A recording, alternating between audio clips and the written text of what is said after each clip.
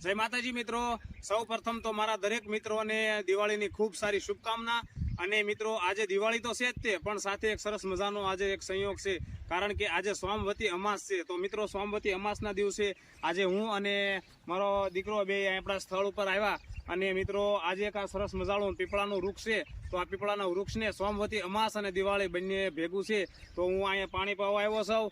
અને મિત્રો મને પણ આવા સરસ મજાના વૃક્ષ છે, તો પણ બે વાક્ય કહેવાનું મન થાય કે પીપળાના પાનથી શરૂ થતી આ જિંદગી, પીપળાના પાનથી શરૂ થતી આ જિંદગી તુલસીના પાન પર જઈ અટકે છે।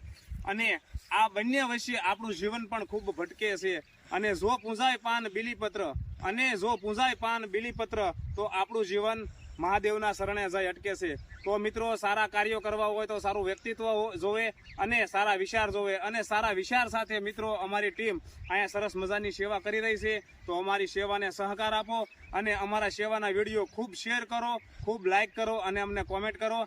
અને અમારા પંખી પ્રેમી યુવા ગ્રુપના નામથી અમારા ફેસબુક પેજ અને ઇન્સ્ટાગ્રામ આઈડી છે।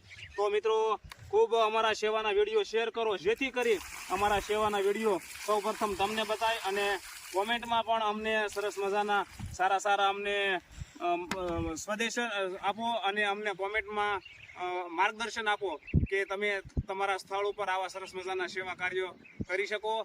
અને અમારા ખાસ કરીને તો બીજું કાંઈ કહેવાનું નથી કે અમારા વિડીયોને મિત્રો ખૂબ શેર કરજો। બાકી અરવિંદભાઈના જય માતાજી।